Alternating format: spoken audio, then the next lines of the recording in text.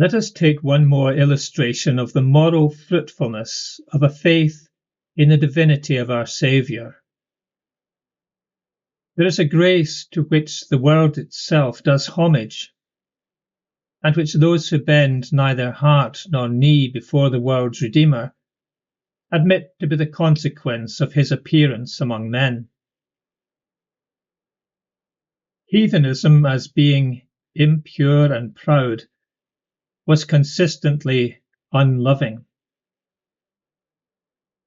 For as the one vice eats out the delicacy and heart of all true tenderness, so the other systematically enthrones self upon the ruins of the unselfish affections. Despite the utopian sketches which have been drawn by the philosophers of the last century, the sentiment of humanity is too feeble a thing to create in us a true love of man as man. Man does not, in his natural state, love his brother man, except it be from motives of interest or blood relationship. Nay, man regards all who are not thus related to him as forming the great company of his natural rivals and enemies, from whom he has nothing to expect save that which the might or the prudence of self-interest may dictate. To quote from Pinander's Nemean Ode 1, "For such alike is whelmed by his own trouble, but distress for a stranger's sorrow soon passeth away from the heart." Such is the voice of unchristianized nature. Man's highest love is the love of self, varied by those subordinate affections which minister to self-love. And society is an agglomeration of self-loving beings, whose ruling instincts are shaped by force or by prudence into a political whole, but who are ever ready, as opportunity may arise, to break forth into the excesses of an unchecked barbarism. Contempt for and cruelty towards the slave, hatred of the political or literary rival, suspicious aversion for the foreigner, disbelief in the reality of human virtue and of human disinterestedness were recognized ingredients in the temper of pagan times. The science of life consisted in solving a practical equation between the measure of evil which it was desirable to inflict upon others and the amount of suffering which it might be necessary to endure at their hands.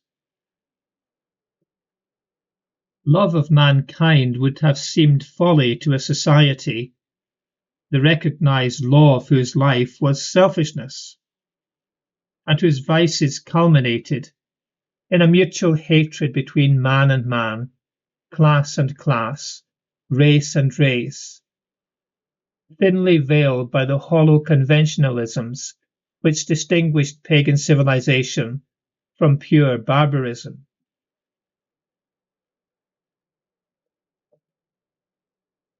How did Jesus Christ reform this social corruption? He gave the new commandment. "This is my commandment, that ye love one another as I have loved you."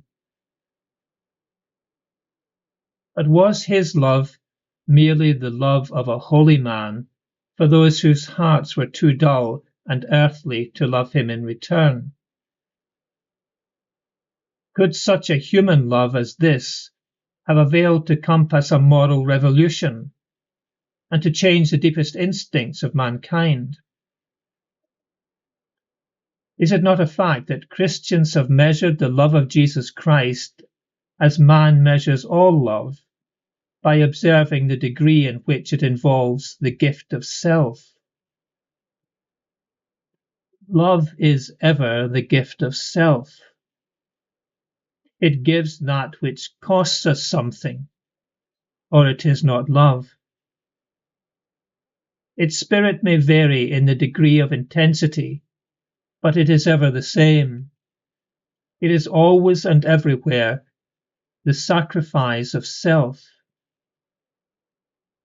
It is the gift of time, or of labour, or of income, or of affection. It is the surrender of reputation and of honour.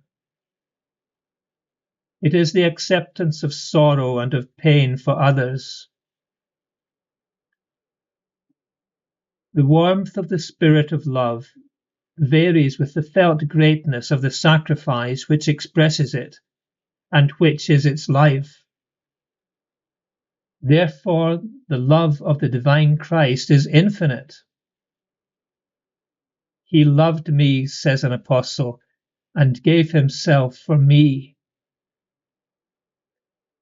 The self which he gave for man was none other than the infinite God.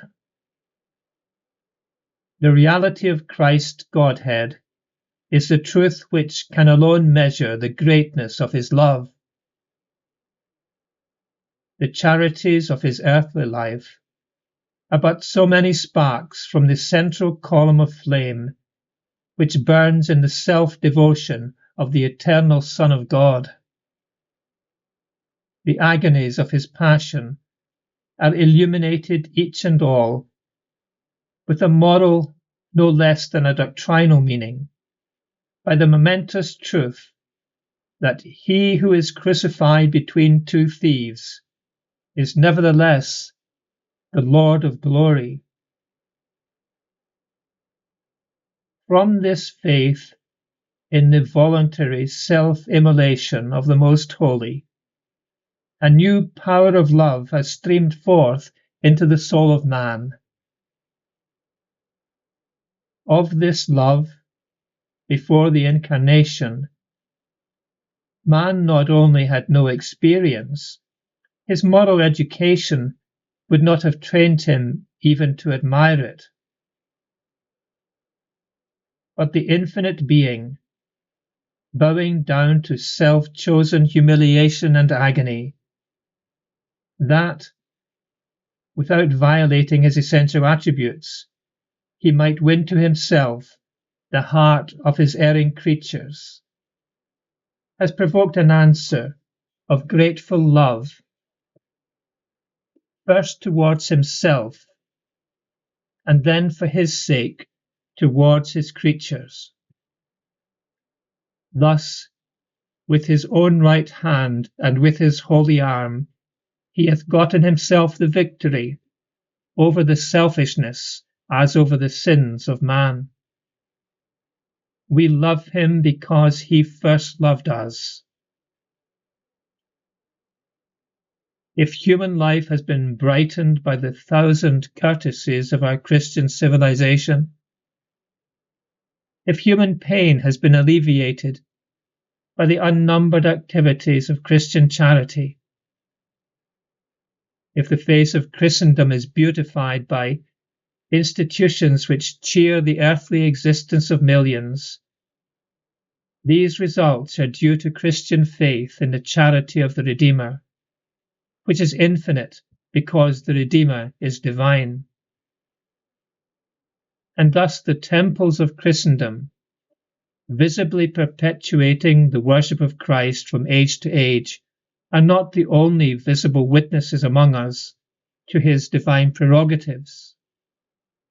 The hospital, in which the bed of anguish is soothed by the hand of science under the guidance of love, the penitentiary, where the victims of a selfish passion are raised to a new moral life by the care and delicacy of an unmercenary tenderness, the school which gathers the ragged outcasts of our great cities, rescuing them from the ignorance and vice of which else they must be the prey. What is the foundation head of these blessed and practical results but the truth of his divinity, who has kindled man into charity by giving himself for man.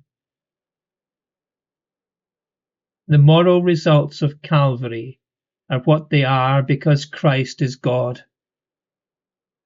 He who stooped from heaven to the humiliations of the cross has opened in the heart of redeemed man a fountain of love and compassion. No distinctions within the vast circle of the human family can narrow or pervert its course, nor can it cease to flow while Christians believe that Christ crucified for men is the only begotten Son of God.